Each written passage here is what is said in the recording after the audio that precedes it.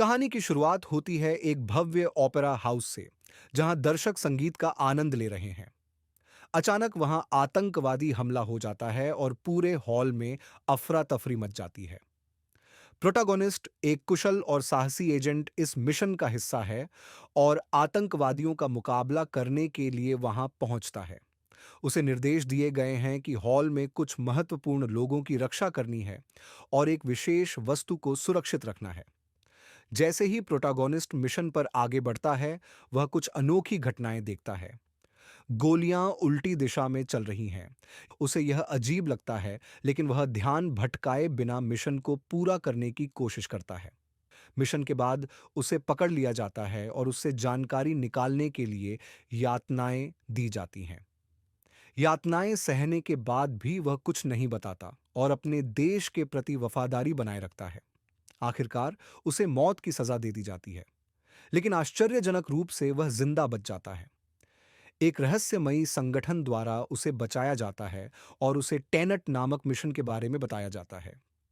Protagonist को समझाया जाता है कि एक नई तकनीक ने समय के नियमों में हेर फेर करना संभव बना दिया है। इन्वर्शन नाम की इस तकनीक में चीजें उल्टी दिशा में चलती हैं, जैसे कि समय में पीछे की ओर। उसे यह भी बताया जाता है कि भविष्य से आए एक खतरनाक हथियार का मुकाबला करने के लिए उसे यह मिशन सौंपा गया है। प्रोटागोनिस्ट को इस मिशन की गंभीरता का एहसास होता है और वह इसे स्वीकार करता है। इस मिशन के तहत प्रोटागोनिस्ट को नील नाम के एक होशियार और रहस्यमयी व्यक्ति से मिलवाया जाता है, जो उसका साथी बनता है। नील और प्रोटागोनिस्ट का पहला मिशन होता है एक मजबूत और अमीर रूसी व्यापारी एंड्री सैटर तक पहुंचना, जो समय की इन्वर्शन तकनीक का उपयोग कर दुनिया को तबाह करने की योजना बना रहा है। इस दौरान प्रोटागोनिस्ट को जानकारी मिलती है कि एक विशेष धातु, जो इन्वर्शन तकनीक के लिए आवश्यक है, भारत से आयात की गई है। भारत पहुंचकर प्रोटागोनिस्ट एक व्यवसायी के पास पहुंचता है, जो इस धातु के बारे में गुप्त जानकारी रखता है। इस व्यवसायी के माध्यम से उसे पता चलता है कि यह धातु सैटर के षड्यंत्र का एक अहम हिस्सा है और इसे समय को उल्टा करने के लिए इस्तेमाल किया जा रहा है।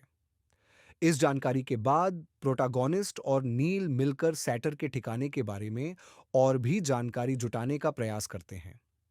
प्रोटागोनिस्ट को बाद में एंड्री सैटर की पत्नी कैट के बारे में पता चलता है, जो अपने पति की क्रूरता और नियंत्रण के कारण अत्यंत असुरक्षित महसूस करती है। वह अपने बच्चे के भविष्य को लेकर भी चिंतित रहती है और सैटर के अत्याचारों से मुक्त होना चाहती है।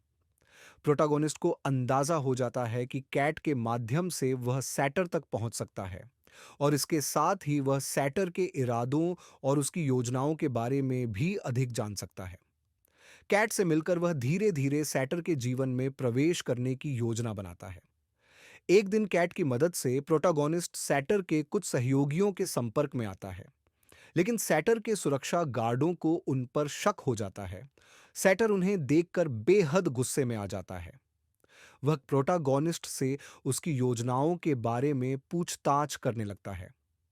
याच पर सैटर और प्रोटागोनिस्ट के बीच तनावपूर्ण बातचीत होती है, जिसमें सैटर अपनी घमंडी और क्रूर प्रवृत्ति का प्रदर्शन करता है।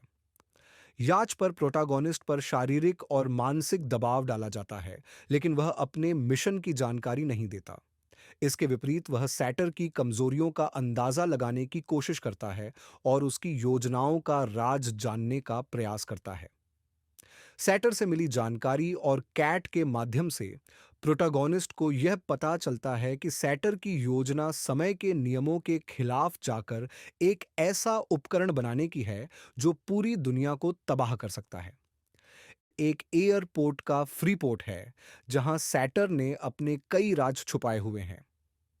फ्रीपोर्ट में प्रवेश करने के लिए वे एक नकली गैस विस्फोट का सहारा लेते हैं, ताकि वे सुरक्षा को चकमा देकर अंदर घुस सकें।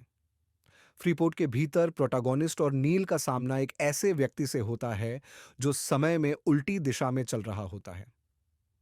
यह दृश्य उन्हें पूरी तरह से उलझा देता है, क्योंकि वे अब तक समय में उलटी दिशा में चलने वाले इंसान को नहीं देख पाए थे। दोनों के बीच एक जबरदस्त मुठभेड़ होती है और प्रोटागोनिस्ट को इन्वर्शन तकनीक की अद्भुत शक्तियों का प्रत्यक्ष अनुभव होता है। एयरपोर्ट की इस घटना के बाद प्रोटागोनिस्ट को यह एहसास होता है कि सैटर का इरादा कितना गहरा और खतरनाक है।